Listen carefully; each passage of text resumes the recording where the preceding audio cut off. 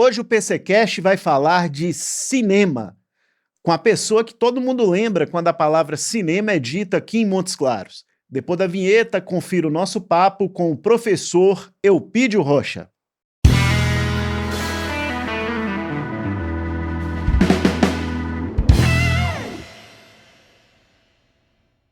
Professor Eupídio, coordenador do Cinema Comentado, meu amigo, meu professor de graduação.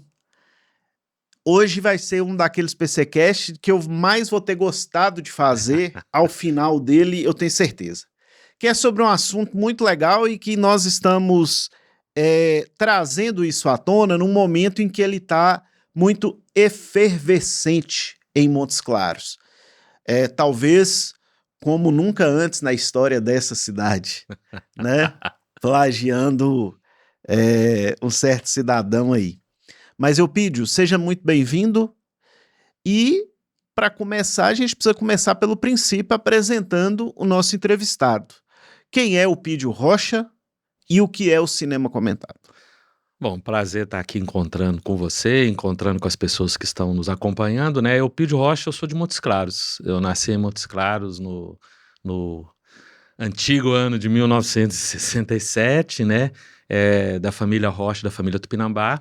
E a partir de 1986 eu fui a Belo Horizonte para cursar o curso de Comunicação Social e Jornalismo. Nesse período que eu fui a Belo Horizonte foi o momento em que eu comecei a sistematicamente me envolver com a questão do cinema e das locadoras de vídeo, né? 1986 é aquele momento em que o videocassete já está popularizado no Brasil e já existiam as famosas fitas de VHS para você assistir os filmes. Eu comecei a trabalhar num projeto chamado Savassi Cine Clube, que foi o primeiro cineclube privado, particular de Belo Horizonte. Você já tinha a Sala Humberto Mauro, mas aí foi-se criado esse Savassi Cine Clube, que era conectado àquele projeto do Unibanco, as salas Unibanco de cinema. Tinha São Paulo, Rio de Janeiro e tinha essa versão em Belo Horizonte. Ao mesmo tempo, eu comecei a trabalhar numa rede de locadoras de BH, que tinha umas 8 ou 10 lojas esparramadas pela cidade, e o que eu fazia basicamente era a questão de escrever o boletim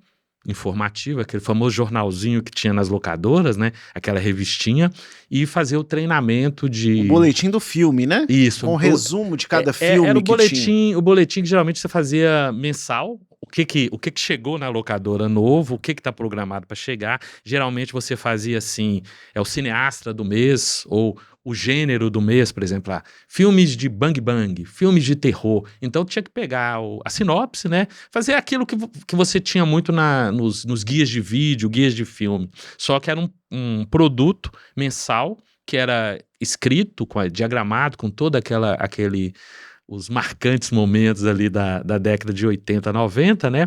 E distribuído para os clientes para eles saberem o que chegou, o que vai chegar. E aí foi um período muito bom, porque eu me envolvi tanto na parte de cinema que você tinha no Cineclube, quanto essa coisa mais comercial da locadora de vídeo. Porque a locadora de vídeo era um espaço muito democrático, né? Hoje você não tem nada parecido, talvez uma livraria especializada ou um espaço meio cultural, né? Pessoal, talvez as novas gerações que estejam nos acompanhando, e muitos vão nos acompanhar porque te acompanham no Cinema Comentado, ou foram seus alunos, ou são seus alunos ainda, porque você ainda é professor, não tenham a menor referência do que é uma locadora de videocassete. Meu filho Júlio está aqui, nos bastidores, estuda cinema. Não sei se ele já viu alguma máquina de videocassete, né, que era na época que você tinha que rebobinar a fita. Se não rebobinasse, você pagava taxa. Pagava multa. Você pegava a locadora era como se fosse um grande shopping de filmes, né? Hoje no streaming se aluga filme também, né? Mas naquela época se alugava a mídia física. E você ia no local, levava pra casa, tinha que guardar, porque senão você ia pagar uma multa. Ao devolver também, porque senão aumentava o valor da locação, né? O que era sucesso nessa época aí, Eupídio? Meados dos anos 80, o que era assim, a coqueluche? O que o povo de BH, do centro-sul de BH ali, Savassi, onde você estava, o que a turma gostava de alugar? O que era sucesso, aquele filme assim que não parava lá? Sucessos inevitáveis eram aqueles lançamentos que estavam conectados com o que passava no cinema. Então você tinha aquelas pessoas que queriam ver filmes antigos, mas o que a pessoa queria ver era o filme que chegou no cinema. Esse filme já está disponível. Tinha um período de quarentena, o filme... delay, né? Porque na o filme época era mais ou menos, sei lá, hoje as coisas são muito rápidas, mas na era época era, sei lá, tipo 90 dias? Não, era muito mais, era Muito mais, em torno né? de 6 meses. 6 E meses. alguns lançamentos era até um ano. Então, por exemplo, os grandes sucessos daquela época eram filmes tipo Ghost além da Do vida, outro lado da do outro vida. lado da vida, que é Ghost, em Belo Horizonte, ele foi exibido no Cine Paládio. Ele ficou em exibição em Belo Horizonte durante um ano, pulando de cinema, porque em BH você tinha Paládio, Jax, Pathé, aqueles cinemas. Ele ficou em cartaz durante um ano e todo esse ano tinha fila para ver esse filme. Quando esse filme saiu em vídeo, era uma coisa impressionante. Demi Moore e Patrick Swayze. Então, quer dizer, Demi Moore no auge da visibilidade midiática dela, o Patrick Swayze no auge, né? E as pessoas, o lance da pessoa é muito o que acontece. Tinha ganhado o Oscar antes por causa da Cor Púrpura. E ia fazer também uma mudança de hábito. Mudança de hábito. Você tinha ali um conjunto de sucesso que hoje talvez volte com essas comédias românticas que estão ressurgindo, né? Então a locadora funcionava como esse espaço em que você chegava lá, era como se fosse um shopping de filmes. Aí você chegava lá, cada estante por gênero, e tinha essa figura do indicador de filmes. Porque as pessoas, obviamente, elas não estavam muito interessadas em ler sobre os filmes, né? Nessa rede tinha a sessão pornô que ficava escondida também, fechada? A sessão pornô sempre escondidinha com uma cortina ou uma porta mesmo, né? E tinha que mostrar a carteirinha de 18 anos para entrar? Nem tanto. Mas a função do indicador é evitar que alguma criança que veio ali para assistir, vamos dizer assim, o Rei Leão ou a Pequena Sereia entrasse lá. Na realidade, era uma coisa meio familiar, né, PC? Por exemplo, você ia na sexta-feira, porque você pegava o filme na sexta para devolver na segunda. Então tinha aquela promoção de final de semana. Pegava o lançamento, por exemplo, o Ghost, ou Indiana Jones e a Última Cruzada, por exemplo, ou um filme do Steven Seagal, que funcionava muito bem em cima de local, como filme de ação. Van Damme funcionava muito bem. Não é muito meu público, não, a galera de luta, de MMA e tal, mas Steven Seagal, pra galera que não sabe quem é, ele é a pessoa que ensinou boxe pro Anderson Silva depois, já recentemente. Isso. Batia... Hoje ele tá numa decadência absurda, mas naquela época ele era Passava à tarde os filmes dele, os Cine Montes Claros à tarde, porque não era um filme de final de semana, né? Era um filme assim, menor. Era um filme de aventura para chamar um tipo de público que ia assistir esse filme, né? Então, quando chegava nessa sexta-feira, geralmente o pai ia junto com a esposa ou com os filhos, né? E aí você sabia que ia pegar um filme para a família, um filme para o pai, um filme para a mãe, um filme para as crianças, e inevitavelmente por baixo ia lá o filme X-Rate, né, para ele assistir com a esposa, para ele assistir sozinho. Cara, cinema é tão bom que a gente até se perde, né? Mas aí você teve essa fase sua lá das locadoras de vídeo, né? Isso. Trabalhou quanto tempo em locadora de vídeo, Opídio?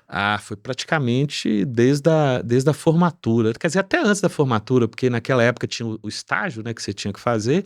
Então, acho que a partir de 1990, eu me formei em 90. Então, a partir de 90, eu já estava no Savassi Cine Clube e na Companhia do Vídeo, que era a rede de locadoras. O Savassi Cine Clube era uma prévia do que hoje é o cinema comentado? O Savassi Cine Clube era um cineclube daquele modelo pós anos 60, 70. Você tinha uma exibição comercial, porque os filmes eram exibidos para o público era um público pagante, o ingresso era um valor mais barato do que o ingresso comercial, mas você tinha um custo que permitisse manter o projeto, além do apoio que você tinha do banco, nesse caso era o Unibanco mesmo, que ele fez todo esse circuito. E curiosamente o Unibanco nessa época aí era o banco da família do Walter Salles. Exatamente. Porque o pessoal lembra do Walter Salles como dono do Itaú, mas o Itaú o Itaú comprou, na verdade, num processo de fusão. Em que a família Setúbal tornou-se sócia do Itaú, tornou-se sócia da família Moreira Salles, que tinha o Unibanco. Então, já desde esta época, essa família que produziu dois grandes cineastas, né? O Walter Salles e o irmão, que é um documentarista que faz a melhor revista do Brasil disparado hoje, que é a Piauí. Exatamente. Saíram daí, né? Exatamente. O Unibanco, nessa época, já investindo em cinema. E aí eu posso dizer que a partir de 1990 até 2003, eu fiquei trabalhando nesse mercado. O Savassi Cine Clube, ele depois evoluiu para a Usina Unibanco de Cinema, chegou a ter uma rede de cineclubes em Belo Horizonte, inclusive com o Cine Nazaré, que ficava ali no centro, perto do Palácio das Artes. E aí eu me afastei do Savassi e fiquei mais trabalhando com locadoras. Em 2013 eu retornei a Montes Claros. E aí, nessa mesma época, o Fernando Rodrigues estava criando o Cinema Comentado. Em 2004, ele me convidou para participar das sessões do Cinema Comentado, ajudando a organizar a programação e falar sobre os filmes. Então, aí eu comecei esse processo de curadoria e de conversa, bate-papo, debate com o público. E de lá até hoje eu continuo Então nesse já projeto. são 21 anos de Cinema Comentado. Agora em agosto, dia 23 de agosto, porque a primeira sessão de Cinema Comentado foi 23 de agosto de 2013, exibindo Ladrões de Bicicleta. Então agora, dia 23 de agosto de 2025, vão fazer 22 anos de existência do Cinema Comentado. Essa aqui é boa pra corte, viu, Elpidio? Um vício que eu tenho na vida são listas. Pra gente botar as pessoas aqui na mesma página, eu tô falando, gente, com um sujeito que assiste filme todo dia, que tem uma cultura cinematográfica incrível e que tem um gosto eclético, que eu já conversei muito com ele. Então você vai fazer aqui, Elpidio, 5 filmes indispensáveis, só valendo filmes internacionais. 5 filmes indispensáveis na minha avaliação. Na sua avaliação, bom, lógico. Então, isso daí... 5 assim pra pessoa...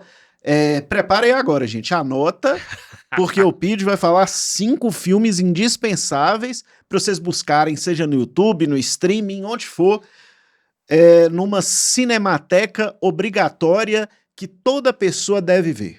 Vamos lá, então. Apocalipse Now, de Francis Ford Coppola. O melhor filme sobre guerra. Filmaço. E provavelmente o melhor filme sobre a guerra do Vietnã e sobre a loucura que é a guerra. Além de ser um filme extremamente operístico, muito bem fotografado, música, som, espetacular. Foi Apocalipse Now. 2, Morangos Silvestres, do Ingmar Bergman, que é, na minha opinião, o melhor filme do Bergman. Um filme que fala sobre velhice, sobre memória, é a história de um professor que ele vai ser homenageado na sua cidade, e aí ele vai fazer uma viagem até a cidade. E nessa viagem ele vai relembrar os momentos da infância. E aí tem a grande sacada do Bergman. Quando o personagem lembra a infância, ele está com a idade dele de hoje. Então você nunca vai ter a certeza se o que ele está vendo aconteceu realmente ou é tudo filtrado pela memória dele, pelos sentimentos ou pela concepção meio romântica de que ele tem do que foi o passado dele. Bergman, cineasta sueco, bom a gente lembrar disso aqui. Bergman, o único cineasta que ganhou a Palma de Ouro especial, quando o Festival de Cannes fez 60 ou 50 anos, reuniram todos os diretores, né, que já tinham sido premiados ou já tinham sido indicados, e falaram assim, votem aí em quem é o melhor. E aí ganhou o Bergman. Você falou, tem um cineasta que eu perdi o nome agora, argentino, mas que faz uma homenagem a ele de um filme com um roteiro muito semelhante, e que foi indicado ao Oscar de melhor filme estrangeiro. Né? Vamos pesquisar e nas descrições desse episódio eu vou colocar lá. 3. Bom, então nós já vimos ali, vamos ter que ir agora para a Itália. Então, Itália é Pasolini, que é o maior diretor italiano, na minha humilde opinião. E de Pasolini tem talvez o filme mais perverso da história do cinema, um filme que você tem que se preparar para assistir, que é Salò ou 120 Dias de Sodoma. É um filme com censura há 21 anos. É um filme político, é um filme de sexo, de poder e dessas relações entre poder, sexo e poder no sentido que você tem uma elite opressora e as pessoas que são moídas por isso, né? É baseado no episódio que aconteceu no final da Segunda Guerra Mundial, quando os últimos apoiadores do Mussolini, eles se reuniram numa cidadezinha chamada Salò, e nessa cidadezinha eles fizeram ali tipo um governo autônomo, antes que os aliados chegassem e acabassem com isso. É um filme perverso. Ele é de 1975, ele está fazendo 50 anos hoje. Pasolini é um diretor que merece um capítulo à parte, porque o Pasolini, ele era homossexual, comunista e gay. E dessa mistura dessas facetas origina-se talvez um dos diretores mais originais, porque além de tudo ele era um ótimo poeta, um excelente escritor, um intelectual no sentido mais preciso. Além de intelectual, ele era fisiculturista, então ele fazia musculação lá nos anos 70, 80, que era levantar aqueles pesos mesmo, né? Nem tinha essas máquinas que a gente tem hoje nas academias. E tem uma trajetória que passa por isso, uma conexão com o movimento comunista italiano, uma discussão que se torna meio pária, porque ao mesmo tempo que ele é católico e comunista, ele é homossexual, então são várias marginalidades que se misturam. Então a gente já tem o terceiro, né? 4. Quatro, vamos ter que ir lá para o maior diretor da história do cinema dos Estados Unidos e talvez da história do cinema do mundo, que é John Ford. E aí tem que ser o Rastros de Ódio, o bang bang marcante, aquele bang bang que abre com a porta e o personagem do John Wayne vem em direção à porta e ele fecha com o John Wayne saindo e a porta se fechando e ele caminhando em direção ao horizonte. Perfeito, isso aí... Um parênteses aí, quem é maior no bang bang em termos de legenda, John Wayne ou Clint Eastwood? Clint Eastwood. Clint Eastwood é o John Ford hoje.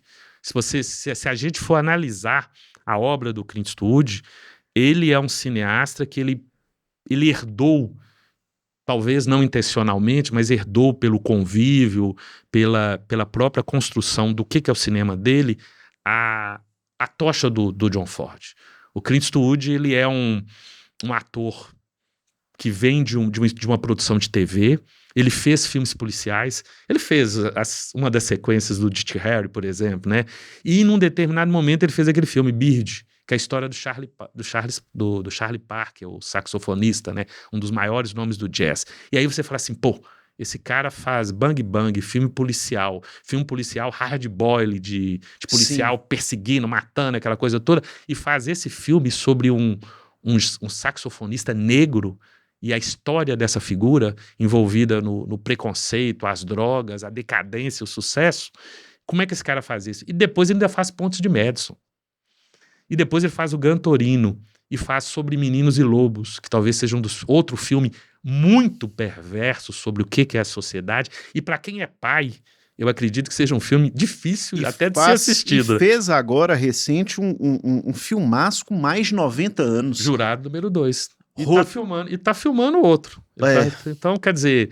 Então, para mim, o Clint Eastwood é o herdeiro espiritual cinematográfico do John Ford. Mais do que o Spielberg, mais do que o George Lucas. Aí, para fechar essa lista seletíssima, o quinto. Aí, vamos pro Japão. Akira Kurosawa, que aí também nós estamos falando de um mestre absoluto. Eu tô deixando muita gente fora. Sim. Tarkovsky, que tem os espanhóis, os outros italianos. Tá ficando muita coisa de fora. Qualquer lista você pode dizer muito mais por quem fica de fora do que até por quem fica dentro. Então é Kurosawa. E Kurosawa tem filmes extraordinários, que eu particularmente acho um filme extraordinário do Kurosawa, que talvez seja até mais tranquilo para ser assistido, é Han, que é a adaptação do Rei Lear num universo de filme de samurai, com todas as implicações que isso representa. Considerando só a estética, tira a ética um pouco, Kurosawa é a melhor fotografia que o cinema já viu?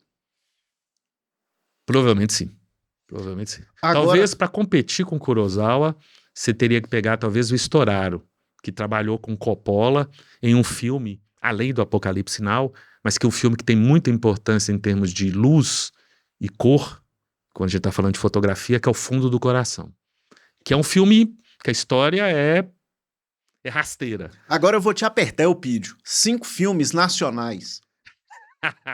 Tô botando essa lista no início aqui, porque lista é sempre legal. A galera gosta e é bom pra corte e viraliza. 5 nacionais. Bom, nacionais. Vamos começar com Glauber Rocha. Para o bem ou para o mal, o cinema brasileiro ele gravita em torno de Glauber Rocha, seja apoiando, seja contestando, seja criticando, seja tentando esquecer, seja tentando relembrar. E aí do Glauber a gente tem aqueles filmes marcantes, mas aí uma coisa eminentemente particular é Terra em Transe. talvez um dos melhores filmes políticos sobre a política brasileira e sobre a política latino-americana. Aquilo é o Brasil. Eu acho que aquela questão do Dias e o Vieira, o populista, o fascista, o religioso, o sincrético, é marcante. E o filme tem frases extraordinárias. Os personagens do Glauber não são pessoas, né? Os personagens do Glauber são figuras que discursam. E isso fica muito claro em Deus e o Diabo na Terra do Sol, o Dragão da Maldade contra o Santo Guerreiro, e Terra em Transe seria, assim, absolutamente primoroso nesse sentido. Um mesmo cidadão que faz Terra em Transe e faz Deus e o Diabo na Terra do Sol, o cara é diferente. Né? Exatamente. Então, o Glauber é aquela geração de intelectuais absolutos brasileiros. Aquelas figuras que você fala assim, não vamos conseguir chegar nesse patamar. Talvez o problema seja esse. São figuras que estão extremamente à frente. Quais são essas figuras? Villa-Lobos, seguramente, Niemeyer, Darcy Ribeiro, Glauber Rocha, Guimarães Rosa. Sabe? São figuras que coincidentemente vêm mais ou menos do mesmo período. Sim. A pegada modernista, a pegada de transformação dos anos 50, a questão dos anos 60. Então são figuras extremamente marcantes. E até hoje são figuras que estão ali pairando sobre as nossas cabeças. Vamos lá, 2. Bom, se a gente vai para o Glauber Rocha, o outro, né, que é o Nelson Pereira dos Santos. E aí Nelson Pereira dos Santos tem vários filmes maravilhosos, né? Os Rios, Vidas Secas. Eu particularmente gosto muito de Memórias do Cárcere, que fala ali sobre a prisão do Graciliano Ramos e a questão do Estado Novo, um filme que vai discutir liberdade, perseguição, um belo filme. E é um nome brasileiríssimo de diretor, né, cara? Nelson Pereira dos Santos. E Nelson Pereira... Poesia pura. Ele é interessante porque o Nelson Pereira produziu durante todas as fases do cinema brasileiro. Ele começou ali nos anos 50, passou pelos 60, 70, 80, chegou até os anos 2000, quando inevitavelmente acabou falecendo. 3. Bom, aí vamos para outra figura extraordinária, que é o Rogério Sganzella, o Bandido da Luz Vermelha. Que aí, se você tem o Glauber de um lado, o contraponto ou o similar, ou o que está ali do outro lado é o Sganzella. E no meio o Nelson. Então, Bandido da Luz Vermelha, que foi um sucesso de bilheteria. É um filme semiótico, para nós, quando lembramos aí das aulas de semiótica lá no curso de jornalismo, né? A gente pega esse filme, um filme extremamente moderno, que até hoje tem uma modernidade muito grande, né? Então fecha a trinca. Aí, quem mais? Aí eu partiria para diretores que, a mim, são muito, muito atraentes, né? O Oswaldo Candeias, que é um diretor do cinema marginal ali da Boca do Lixo, que criou o cinema marginal com o filme A Margem, e ele tem um filme que chama A Herança. A Herança é a história de Hamlet adaptado para o latifúndio brasileiro. O pai é um latifundiário, ele é morto, a esposa do pai se casa com o tio e o filho chega, ele foi estudar fora, ele chega no trem, naquela cidadezinha onde as pessoas andam a cavalo, com revólver, quer dizer, meio bang-bang. É o Davi Cardoso que faz o filme, e o filme não tem diálogos. Quando os personagens falam, você ouve piados de passarinho, você ouve barulhos. Em alguns momentos existem falas, inclusive tem um momento que o personagem declama "to be or not to be, that the question". E é isso, é Hamlet nesse universo rural brasileiro, o universo rural sertanejo que pega aqui Montes Claros, que vai pegar o Goiás, por exemplo, vai pegar o Mato Grosso, vai pegar um pouco do Pampa sulino. Então é um cineasta extraordinário. Tô até com medo do quinto. Bom, o quinto nós vamos ter que partir para uma coisa mais leve depois de tudo isso, e aí o grande filme brasileiro mais recente, que é o Jorge Furtado, nosso colega que foi jornalista, né? E que fez um filme, assim, espetacular, um filme sensacional, que é Meu Tio Matou um Cara, que é bem diferente de tudo isso que a gente falou, né? Então, e o Jorge tem o Saneamento Básico também, que é uma outra aula de cinema, né? Então, é para dar uma O diversificada. Homem que Copiava ele também, né? Que é excepcional também. Eu diria pra você que eu ficaria entre O Homem que Copiava e Meu Tio Matou o Cara, porque eu acho os dois extraordinários. Talvez O Homem que Copiava seja até melhor, porque ele trabalha o suspense de uma maneira bem interessante. Agora eu pedi, o cinema final nacional é tão forte que aí, ó, Walter Salles, não apareceu nessa lista com filmes fantásticos. Sim, sim. É, Kleber Mendonça não apareceu nessa Kleber lista. Mendonça Filho com filmes assim, talvez se eu fosse Bye Bye Brasil, de Cacá Diegues, outro Eu me que não esqueci tá do nessa Kaká. Eu me lista. esqueci do Kaká. Kaká, me É, desculpe, porque você acabou de falar o melhor filme do Kaká Diegues e talvez o melhor filme dos anos 70. Bye Bye Brasil. E aí o seguinte, cara, um filmaço. é, assim, não tá numa lista. Aí você pega o cinema nacional, e eu queria que você contasse um pouco a história do cinema brasileiro para as pessoas que estão nos acompanhando, para a gente está num momento que às vezes é difícil você sentir orgulho do país. E no momento em que nós precisamos afirmar a soberania nacional, o cinema brasileiro foi muito forte. E é muito forte, né? A gente às vezes ficou um período ruim aí nos últimos anos, muito ressentido, vendo produções argentinas maravilhosas, fantásticas, coisas, o Chile fazendo filmes legais, o Uruguai fazendo filmes legais, e o Brasil um pouco na entre safra. Só que quando nós conseguimos retomar, né, até por uma economia mais pujante também do que Sim, sim. esses países, fizemos coisas muito boas. Então é o seguinte, Eupídio, quando que o Brasil começa a fazer cinema, cara? Ó, diz a lenda que a primeira sessão de cinema foi em 1895, lá no Café de Paris, né, quando os irmãos Lumière exibiram seus filmes, entre eles o Chegada do Trem à Estação de Ceuta, que o trem vem em direção à lente, né? As pessoas acharam que o trem ia sair da tela e saíram correndo, diz a lenda, né? Isso foi em 1895. Em 1896, tem um cineasta brasileiro que está voltando da Europa, onde ele comprou uma câmera, né? E ele faz filmagens da Baía de Guanabara, que teria sido o primeiro registro dessas imagens brasileiras. Isso não se sabe porque não existe isso fisicamente. Existem histórias na imprensa e, como historicamente você tem que tomar uma decisão, aí você estabelece que esse foi o primeiro momento. Aí surge aquele cinema, que é o que as pessoas costumam chamar muito de primeiro cinema, origens do cinema ou a pré-história do cinema, que são as filmagens mudas feitas por pessoas que estão fazendo registros familiares, registros históricos, ou estão filmando e depois vão exibir e vão ganhar dinheiro com isso dentro desse processo.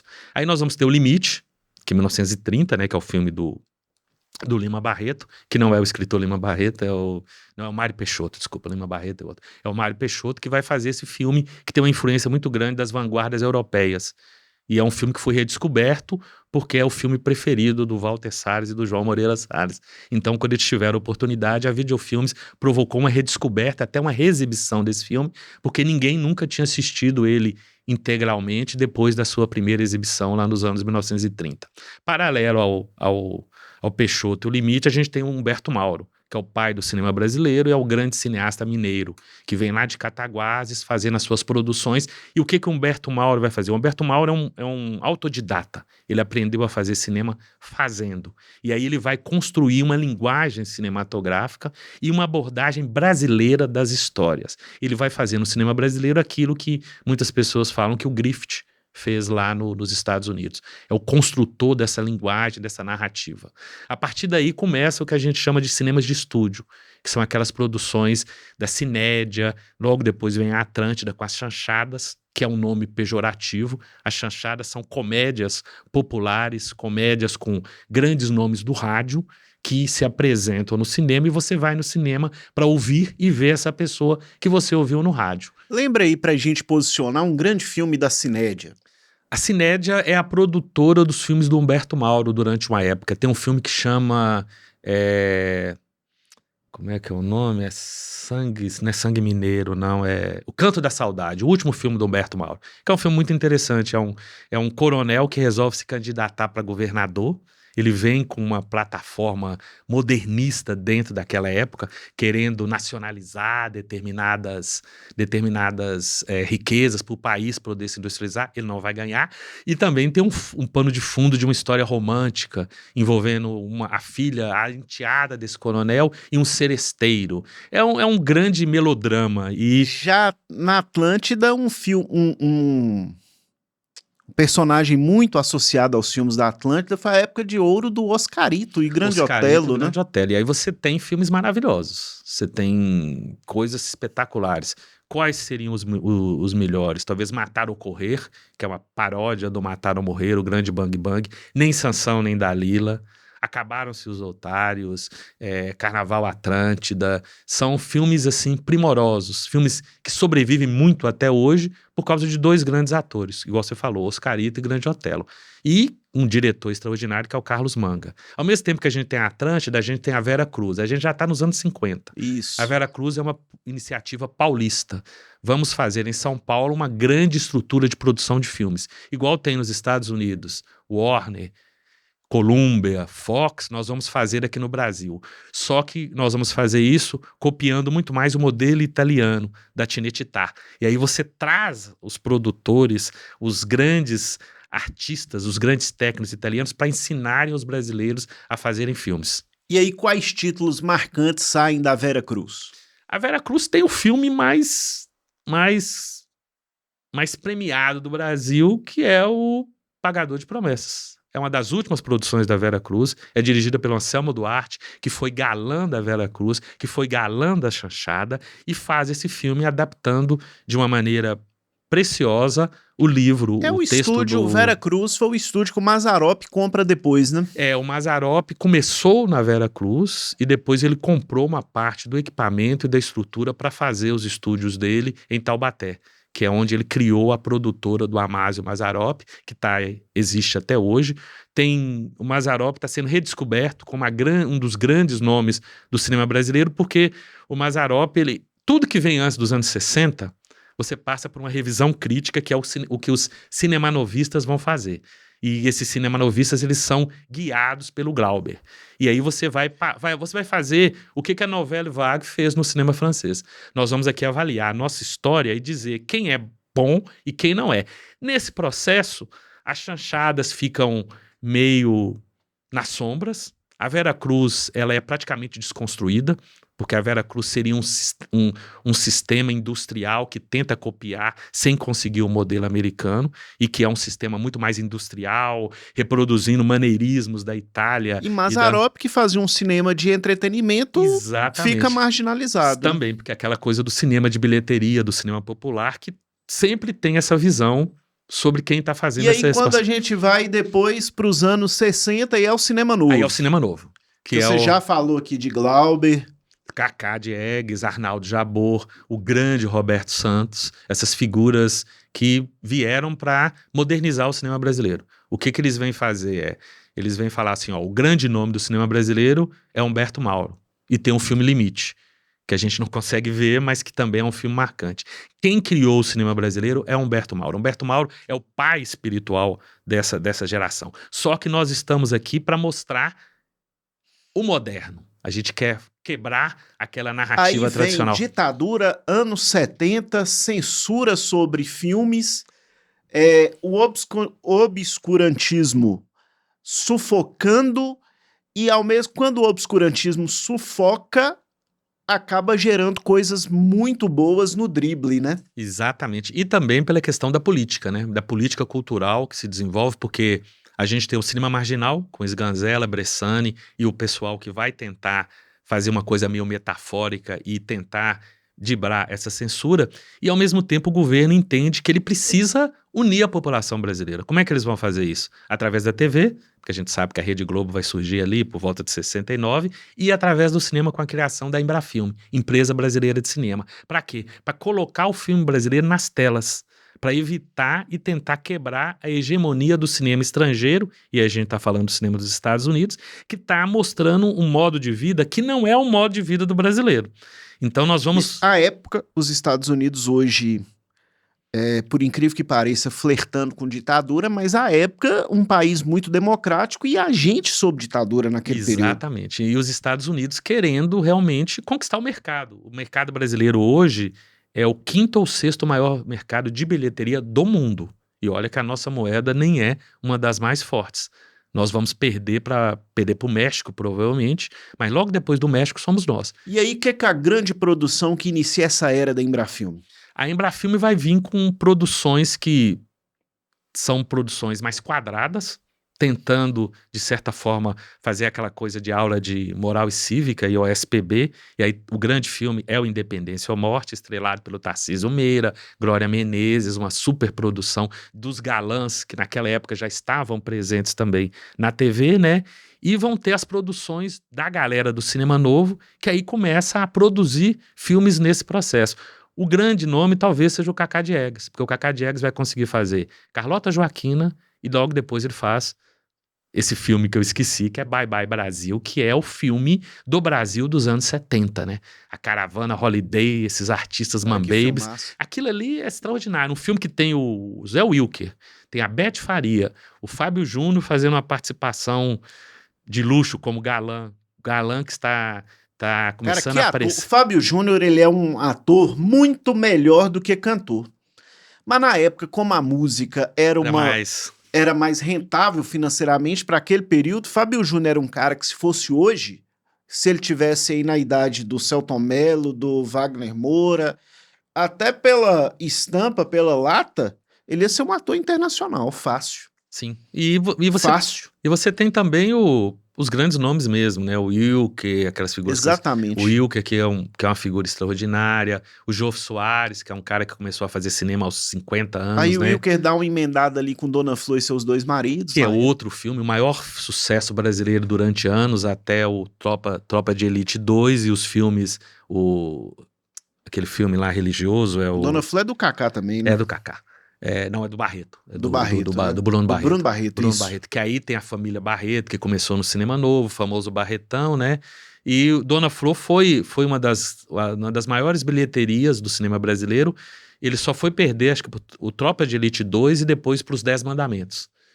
Eu acho que foram os dois filmes que te destronaram ele. Me parece que talvez Paralelo aí a Embrafilme, nós tivemos um movimento que ele não pode deixar de ser citado aqui e que é historicamente relegado, mas eu acho que ele é importante porque tem coisa legal no meio dele também, extremamente importante, que é a pornô que é a chanchada. pornô chanchada, E é né? a produção da Boca do Lixo, que é a produção de gênero, que mantém a indústria rodando, e aí você vai ter o cinema de terror do Mojica, que é um gênio. É isso aí, outra coisa, outro ponto, um gênio, Zé do Caixão, né, que é o José Mojica Marins, o maldito, que assim, cara, um outro departamento também, né? Outro departamento. O Mojica começou fazendo Bang Bang. Ele fazia o famoso western feijoada, que era o western que se inspirava no espaguete para fazer filmes de Bang Bang no interior de São Paulo, com as pessoas correndo a cavalo, atirando, caindo do cavalo. Depois ele vai partir para filmes de suspense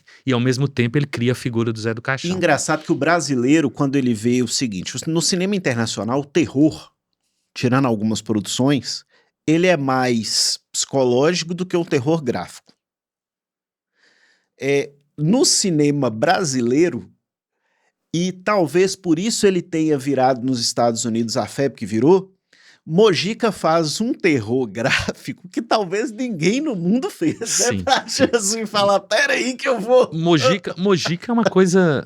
Mojica é um gênio quando você percebe o que ele fez. Quando frase do cara vira frase de circo, de parque de brinquedo, igual aquela meia-noite eu buscarei sua alma, monga, Isso. mulher. Aquilo é frase do Mojica, Do né? Mojica. Que, aliás, é título de um filme dele, né? A meia-noite... À meia-noite levarei sua alma e esta noite encarnarei no teu cadáver. Se a gente não estiver confundindo os títulos, mas é isso mesmo. O Mojica, ele é uma figura extraordinária, porque, inclusive, depois ele vai fazer filmes que são, assim, extraordinários. Tem um filme dele que chama O Ritual dos Sádicos, ou O Despertar da Besta, que é absolutamente metalinguístico, cara. Agora, eu pedi, E não dá pra falar de anos 70, que nós estamos falando aí, sem citar um sujeito que eu sou muito bairrista, muito apaixonado com Montes Claros, né? E que começa a produzir nos anos 70 e que depois nos 80 chega num nível altíssimo, que é o Carlos Alberto Pratos Correia. Carlos Alberto Pratos Correia, com seu cinema muito diferente, né? Um dos maiores diretores do cinema brasileiro, pouco conhecido, porque, obviamente, tem aquela questão de que alguns filmes do Carlos vão ser lançados ali a partir dos anos 90, quando o Collor acaba com a Embrafilme, e ele tem esse filme extraordinário que é Cabaré Mineiro, né? que é um filme que fala muito de Montes Claros, fala muito do Brasil, fala muito de Minas Gerais e fala muito da humanidade. Cabaré Mineiro é um filme que está ali perto, próximo dessas grandes obras que a gente acabou de falar, que seguramente o Carlos Alberto é um cineasta daquele momento que ele mereceria um reconhecimento muito maior. Ele tá no patamar de um Glauber Rocha, de um Humberto Mauro, infelizmente não valorizado, por quê? Porque ele é mineiro, né? Mesmo quando ele vai para o Rio de Janeiro, ele é um desses exilados mineiros que vão para o Rio de Janeiro, né? Vários cineastas E ele passam tinha por uma isso. personalidade diferente também, né? E tinha tem uma obra, tem uma linguagem que a gente diria um cinema pratiano, né? Um cinema do Carlos Alberto, igual você tem um cinema feliniano, você tem um cinema pasoliniano, que a gente já falou, você tem esse cinema pratiano que você vai ver ele muito presente naquilo que a gente chama de trilogia do sertão. Quem tá nos acompanhando no YouTube aí, dá um time e busca Suíte do Quelemeu. Isso, exatamente. Que é Carlos Alberto na essência com o ator fetiche dele, né? Que é o Nelson Dantas. Tá para Carlos Alberto Prates Correia, como Antônio Bandeiras tá para Almodóvar. Isso. Talvez como De Niro esteve para Scorsese. John Wayne para John Ford, Wayne para John Ford, né? Então, assim, tivemos o nosso cara. Isso. E Nelson Dantas era legal porque é o seguinte, ele foi o Beato Salu de uma das novelas de maior sucesso, que era Roque Santeiro. Exatamente. Né? E era um personagem fantástico. E ele era o cara que dava depois... Mas na Globo, ele sempre foi um ator, assim, sei lá, de segundo escalão, porque ele não era um galanzão. Um ator típico, né? Aquela coisa, ator típico que tem uma característica, ele sempre aparece fazendo variações do mesmo papel. Mas no cinema, com Carlos Alberto, ele era o cara, inclusive o alter ego do próprio Carlos Alberto. Cara que ele encontrou para interpretar a si mesmo nos filmes mais diversos, né? Inclusive com os nomes... que era Charlie, que era, né, de personagens que eram nomes biográficos, assim, uma coisa bem legal. Eu pedi aí, anos 80 foi entre safra, na sua opinião, ou entre safra foi mais 90? Os anos 80 já é um período em que você já começa a ter uma concorrência muito grande com a TV, que está se consolidando, você tem uma concorrência grande com a MPA, que está encaixando muito as produções dos Estados Unidos. O próprio cinema dos Estados Unidos vive um momento muito bom, porque é o pós-Nova Hollywood, então o cinema dos estúdios se oxigenou com aquela galera. E aí a gente tem o Renato Aragão fazendo coisas legais. Sim, né? Aí você tem os Trapalhões, que são correspondentes a esse cinema popular que vem lá do Oscarito, Grande Otelo, até antes, com as comédias que haviam antes, né, as primeiras comédias da Cinédia. Aí vocês tem eles vão seguir uma sequência do Mazzaropi e vão fazer essa conexão entre TV e cinema. Você acha que os Trapalhões, eles têm pelo menos alguma obra que fala assim, pô, essa aqui eles acertaram a mão? Eles fizeram 30 e tantos filmes, me parece que uns 32 filmes. Uma boa parte deles está disponível no YouTube e está disponível também em streaming. Eles têm, por exemplo... Acho que Saltimbancos Trapalhões e Mágico de Oroz são assim duas... São duas produções. Mas as próprias produções do início tem uma coisa de chanchada e de humor físico, né? Igual o Trapalhão no Planalto dos Macacos, o Trapalhão e os 40 Ladrões, entendeu? Então, que são aquela paródia circense que você faz de um sucesso internacional. O Planalto dos Macacos é, obviamente, uma grande gozação com o Planeta dos Macacos. Então, agora, o momento, talvez, de maior acabamento são esses dois filmes. E aí que você acabou de falar. Uma retomada a partir de Central do Brasil. Exatamente. Começa um pouco antes, a partir de Carlota Joaquina. Carlota Joaquina foi a retomada do cinema. Foi o filme que dá início à chamada retomada, depois que o Collor... Na verdade, o segundo Carlota Joaquina, né? Exatamente. o Collor fecha a Embrafilme, fecha a Funarte, fecha todos os órgãos oficiais de fomento, e aí você tem um período em que os filmes não conseguem ser distribuídos ou são muito mal distribuídos. O próprio Carlos Alberto vai pagar o preço, né? O Minas Texas vai ter esse problema de distribuição. Você tem ali uma tentativa de um cinema paulista que está surgindo naquela época, o cinema paulista neon, que vão ser os filmes do Guilherme de Almeida Prado e outras pessoas que transitam ali, Ícaro Martins, que são pessoas que estão fazendo um filme que consegue alguma repercussão naquele momento, mas aí a coisa pipoca de novo com a retomada e o Carlota Joaquina, 1995, né? O Carlota Joaquina consegue 1 milhão de espectadores. Naquele momento Aí nós boom. já tivemos, depois de muitos anos, uma indicação Oscar de melhor filme estrangeiro, que foi ali com Terra Estrangeira, né? O primeiro ou foi Quatrilho? Acho que foi o Quatrilho primeiro. Acho que foi E logo no ano seguinte foi Terra Estrangeira, né? O Quatrilho foi outro sucesso, assim, que surfou muito no caminho que Carlota Joaquina abriu. E depois veio, consolidou isso, aí o Walter Salles começa também, Terra Estrangeira, os outros filmes dele, e isso vai dar sequência com o que as pessoas chamam de retomada do cinema brasileiro, que acaba em 2003, segundo alguns especialistas, com Cidade de Deus, que talvez o filme brasileiro que foi mais conhecido e mais distribuído pelo mundo e mais influenciou. Mas no espaço de momento. tempo de 95 a 2003... Você tem coisas extraordinárias. Você teve coisas muito boas, aí né? você tem coisas brilhantes. E de diversos tipos, de diversos modelos, né? O cinema pernambucano, a retomada do cinema mineiro, você vai ter o cinema do Nordeste, o cinema do Sul do país, as próprias mudanças que acontecem dentro de São Paulo e Rio de Janeiro, início do cinema meio de periferia também. Aí dá o cinemão, que vem o estouro do Tropa de Elite. Exatamente, Tropa de Elite, principalmente o primeiro Tropa de Elite, depois o Tropa de Elite 2, que é tipo uma revisão que o Padilha faz e um aprofundamento daquilo que ele coloca no primeiro. Só conheço 2 filmes, Eupídio, que a segunda, pode até mais, você vai me corrigir aí que você assistiu muito mais filme do que eu, mas 2 que o 2 é melhor do que o 1.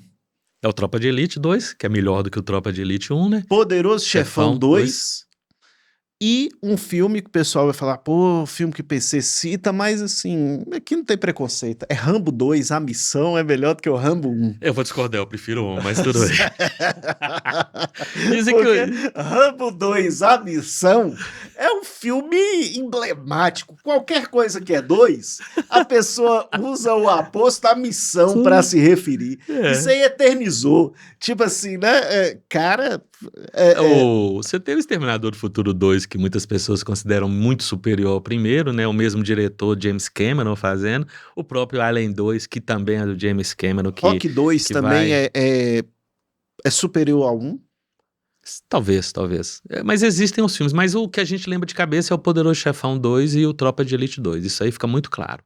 O Tropa de Elite 2 é muito mais elaborado, até enquanto cinema mesmo, enquanto construção narrativa. E eu acho que o Zé Padilha também ele acerta um pouco a narrativa porque ele foi muito mal interpretado com um. Sim.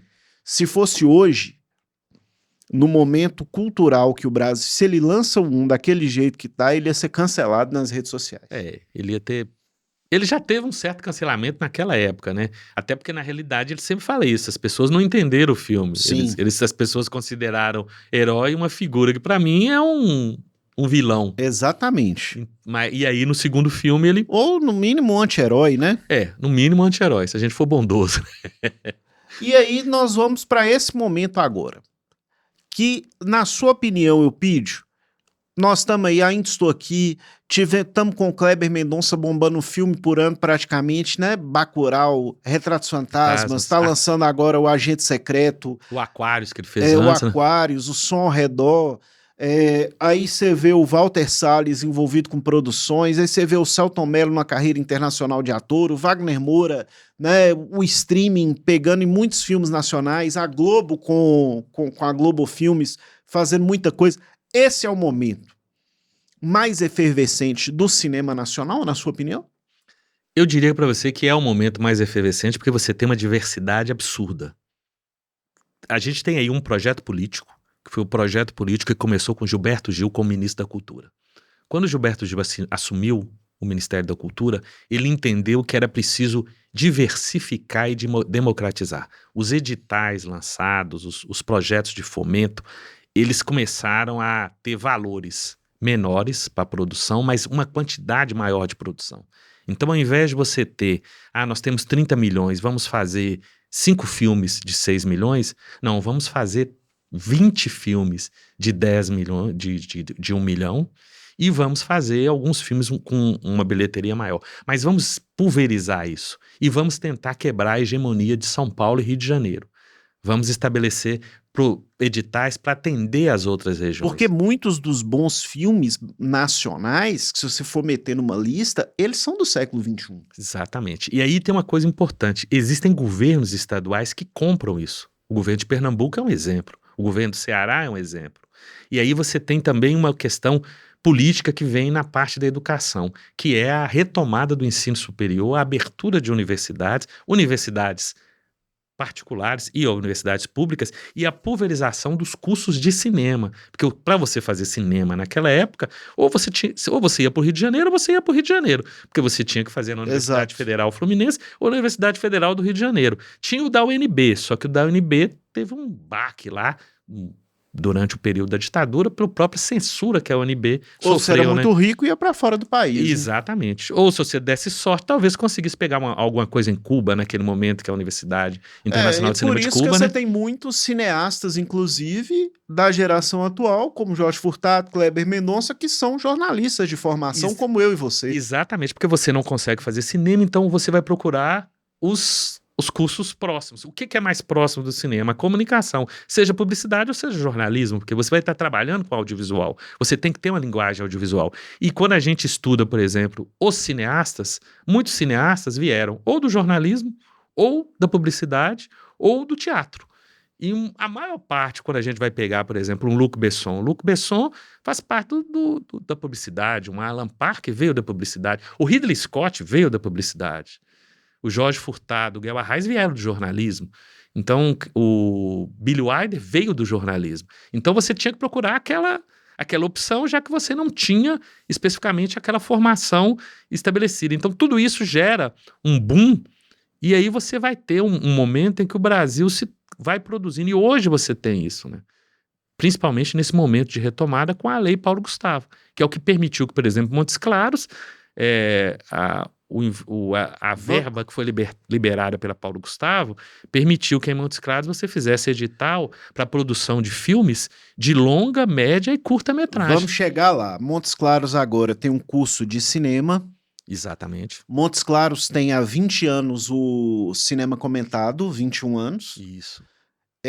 Montes Claros tem Carlos Alberto Pratos Corrêa, tem Alberto Graça, tem Vânia Catani, Beth Formagini, né? Maurício Gomes Leite. São os nomes que você pode lembrar. Temos uma turmona, mas nesse momento, por causa da Paulo Gustavo, e eu acho que isso tende a dar uma acelerada por causa do próprio curso de cinema da Unimontes, e você vê também pessoas de psicologia produzindo muito, você vê pessoas de artes, antropologia, etc. A gente está com uma produção, assim, para uma cidade interior, borbulhante, né, Elpidio? Até porque Montes Claros foi uma cidade que recebeu uma verba da Paulo Gustavo muito boa. Montes Claros foi, de novo, Montes Claros hoje é a 5ª ou 6ª cidade do estado de Minas Gerais. Então, proporcionalmente, ela recebeu o 5º ou 6º orçamento pela divisão, porque a divisão foi conforme o IDH e a relevância socioeconômica política da cidade. Então, eu me lembro que quando o edital saiu, a última vez que eu conferi, a gente tinha uma perspectiva de 38 produções saindo da Paulo Gustavo, dentro dessa ideia de curtas, longas e média-metragem. E nós estamos a gente começa a colher isso efetivamente agora, a partir de junho, julho e agosto, que deve ser o momento em que a gente vai ver muito isso. E isso é interessante, Paulo, porque você tem ali uma diversidade. Nós estamos falando desde pessoas que militam no cinema e na produção audiovisual, como, por exemplo, Samuel Reis. Samuel Reis é da Elefante, é um dos grandes caras para trabalhar com a imagem, a construção da imagem publicitária. O Neto Macedo também, que passou pela Flaga, passou por essas agências e produziram audiovisual. Mercinho, que produziu aqui nesse estúdio um filme recentemente, Mércio Mota Antunes. Exatamente, que lançou. Aqui no El Rey Labs. Exatamente, o Mércio lançou o dele, o Fernando Rodrigues, que é o cara que criou o cinema comentado, lançou em parceria com a Terezinha Lígia, né, o Sadona. Então, quer dizer, a Miriam Valderez vai lançar agora o dela também. E muito legal, eu tava saindo do Cavalhadas, nós estamos gravando no dia 1º de agosto. Isso. E anteontem eu fui assistir no cinema com meus filhos, com a minha esposa, o Cavalhadas, que é dirigido pelo Neto Macedo. Exatamente. Uma produção da Fabiola, da Isso aí. TT, e ligada à figura do Nivaldo Maciel, né? Bem legal. Aí, curiosamente, na hora que eu tava descendo, tinha uma galera que, tipo assim, pô, nós estamos fazendo o nosso filme, né? Então, você já tinha mais pessoas no radar produzindo o filme aprovado, segundo eles. Eu não vou me recordar o nome, mas, assim, bem legal. Nossa, você acha que nós vamos chegar num ponto aqui? Montes Claros tem caixa para isso, expressão, referência de velho, né? Caixa é peito. Na época que falava, né? Raça, a pessoa tem caixa para isso. Para que a gente chegue no nível que Contagem chegou com filmes de plástico? Aí vai entrar aquela. Isso mesmo, gente? Filmes de plástico? Não é real nome, não. Filmes de plástico. Filmes de plástico é de Contagem mesmo, que é o pessoal do Afonso Shoa, Gabriel Martins. Certo, que eles estão ali do lado de Belo Horizonte. Sim. Então é uma outra perspectiva. Mas... E Contagem é uma cidade fundamentalmente industrial. Sim. Montes Claros é uma cidade que fica entre o industrial e o agropecuário. Você acha que a gente chega lá? Vai depender muito do segundo momento. Eu te diria que a gente está no primeiro momento, que é o momento em que essas produções vêm com a Paulo Gustavo. Que o pessoal está fazendo, independente de qualidade, mas está fazendo. Tá fazendo. Resta saber também quando a gente enxergar todas essas produções. Sim. Porque a gente vai ter produções mais quadradas, produções mais institucionais, vai ter produções mais poéticas, mas o que tá rolando muito é muito documentário, né? Até pela própria formação. O que me parece que é um diferencial que Montes Claros tem é o interesse de você trabalhar politicamente por causa de uma junção aí que você tem da Unimontes, que tem um projeto que está ligado ao curso de cinema e a ambições de trabalhar uma ideia de polo audiovisual. Você tem um momento político que tem a questão de uma política cultural que a gente sabe que terá verba para audiovisual, para teatro, para música, para todas as facetas, as facetas da cultura, né, e da arte. Você tem uma acessibilidade aos editais, tá certo que edital é uma peneira, né? É um funil, mas você tem essa perspectiva e você tá tendo produções diversificadas. Por exemplo, eu sei que a Fabiola Versiani, que foi a produtora do Cavalhadas, ela tá ligada à produção de um documentário numa linha mais poética sobre a Marina Lourenço Fernandes. Então, eu sei que o Samuel, ele, além de fazer o filme do documentário poético sobre o João Chaves, ele foi o diretor de fotografia e o câmera, o cinegrafista, o manipulador da câmera e o editor do Sadona, que o Fernando dirigiu. E que o argumento veio da peça que a Terezinha Lígia produziu há muito tempo, lá em 2009. Eu sei que a Miriam Valderez já terminou esse documentário. A gente teve um pouco sobre antes desse movimento o filme do Brasil, do Eduardo, do Diógenes, exatamente, né, do Theo Azevedo. Então, e isso consequência da Aldir Blanc, né, da primeira versão da Aldir Blanc. Então, se você está tendo aqui, você tem o Mércio, que vai numa linha. Então, a gente tem um filme tinha um filme que estava previsto, que seria sobre o Theo Azevedo, só que o Theo faleceu. Eu não sei se ele era um dos longas-metragens aprovados na LPG. Foram aprovados 3 longa-metragens na LPG aqui em Montes Claros. O do João Chaves, que foi o Samuel e a Bernadette. LPG, Lei Paulo Gustavo, municipal, né? Foi o do João Chaves com a Bernadette, né? E o Samuel. O do Theo Azevedo, que eu não me lembro quem foi o responsável, tá no nome da empresa, eu não me lembro de cabeça. E o outro que era da Vega Filmes, que é do Diego Dutra, que é um cara que também já fez até um documentário com o Sebastião Vasconcelos. Produz com muita qualidade. E produz também com muita qualidade. Então a gente teve esses 3 longas. Você confundiu os Vasconcelos. O Sebastião Vasconcelos é aquele que foi o pai de Tieta na novela. O outro Sebastião Vasconcelos. É o Anselmo Vasconcelos. Ator de uma porrada de filme. Eu confundi isso exatamente. Que ele veio a Montes Claros, fez um trabalho de preparação de atores. Bem legal, né? Um filme muito bom, muito bom. Você tem a Andréa Martins, que já fez o filme sobre... Ele tá fazendo agora o Zé Coco, tá pronto? Não, ela tá no processo de... Ela tá no processo de captação de recursos porque ela precisa ter acesso às imagens jornalísticas. Essas imagens jornalísticas, elas são do SEDOC da Globo. Então ela tem que pagar para ter acesso a essas imagens. Entendi. Então ela está no processo de captação de recursos para poder pegar essas imagens e inserir. Ela já tem imagens que foram gravadas com o Zé Coco, ela tem algumas imagens em VHS que foram recuperadas. Está caminhando para uma vocação de documentário a gente Exatamente. Aqui, né? Então e aí você tem um curso de cinema da Unimontes, esse curso é um grande pulo do gato, né? A política que a Unimontes adotou nessa estratégia de recuperar a visibilidade através de vários cursos foi muito bem pensada, muito bem articulada. E a partir do momento que você vem com um curso de cinema, no momento em que o audiovisual está com essa efervescência, assim, é o momento, Paulo. Eu te diria que você está me perguntando se nós estamos. Eu diria que nós estamos naquela coisa que as pessoas falam do momento certo, a tempestade perfeita para que realmente aconteça aquilo que a gente. Essa chuva vai cair, né? Essa chuva vai cair e, obviamente, vai umedecer e vão nascer. Agora, tudo isso também está ligado a projetos. E aí você tem questões políticas, você tem questões culturais, você tem questões sociais, e aí esse equilíbrio para gerar tal tempestade pena perfeita. Aqui que esse programa é só de 1 hora. Então nosso papo tá chegando, já tá extrapolado. Se a gente tivesse o tempo livre aqui, nós ficaríamos falando de cinema aqui 3 horas. Eupídio, bom demais, cara, muito obrigado. Nós demos uma passada pela história do cinema aí do Brasil, falamos muito de cinema internacional com diretores indispensáveis, falamos de cinema local, muito bacana, muito obrigado por você estar aqui, né? Na 2ª temporada do PCcast você vai voltar, esse aqui é o 31º episódio.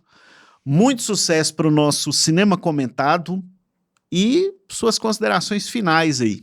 Foi um prazer estar aqui, uma estrutura ótima, né, para essa produção, para as pessoas. É o Rei Labs, quem quiser fazer um podcast bom. O pessoal tá falando, Dani, tem gente que não quer vir porque fala, lá é HD, minha ruga vai aparecer. Eu falei, não, bom... O bom é assim, aqui a ruga aparece e a gente ainda fica gordinho, porque eu já tô gordinho. Então... A qualidade é fora do normal. Aqui não tem... O parâmetro aqui é realmente bacana, essa equipe aqui, até citar aqui Dani, Jonathan... Murilo, Borborema, galera que faz o backstage aqui, faz esse PCcast acontecer. Sem ele, eu sou só o host. Eles falam host, mas como eu tô com a referência de velho, né? Apresentador mesmo. É o que eu falaria, é o que eu falaria, né?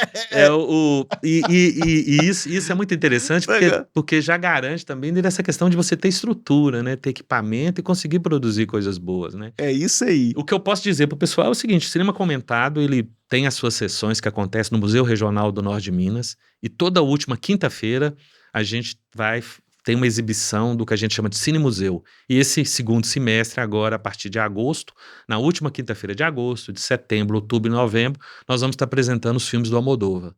Então, nós vamos ter uma sessão Almodóvar aí, e a gente tem um projeto que está fazendo muito sucesso, que é o Circuito Embaúba, que é uma parceria com a Embaúba Filmes, e são filmes brasileiros recentes. Filmes que estreiam no cinema em São Paulo, Rio de Janeiro, Belo Horizonte, Fortaleza, Recife, e que, mais ou menos na mesma data, eles estarão disponíveis aqui para o pessoal de Montes Claros. Gente, pinça os filmes e vai, viu? Porque o Eupídio, ele sabe escolher. Fui, por exemplo, num projeto que foi o Cineclube, esse itinerante, como é que chamou? Que teve aquela exibição? Foi o Cine na Estrada. O Cine na Estrada, que ele exibiu o filme Malu, e aí, uns 3, 4 meses depois, é premiado no festival agora como o melhor filme de diretor iniciante. Que é um filmão. Então, acho que o grande lance é as pessoas entenderem que o cinema brasileiro é bom. Não é bom, o cinema brasileiro é muito bom. O cinema brasileiro é um dos melhores cinemas do mundo, porque a população brasileira, a cultura brasileira é uma das maiores culturas do mundo. A questão é você ter acesso a isso. Você tem que ter acesso a isso, isso tem que chegar até o público consumidor. E o nosso objetivo é esse, a gente passa o filme francês, passa o filme alemão, passa o filme dos Estados Unidos, mas o filme brasileiro, iraniano. Ali teve de tudo, né? Argentino. Mas o brasileiro mora no coração porque tem a questão da política de defesa da cultura nacional, não tem jeito, isso aí, gente. Esse foi o nosso 31º, voltamos semana que vem com o 32. Um abraço, até lá.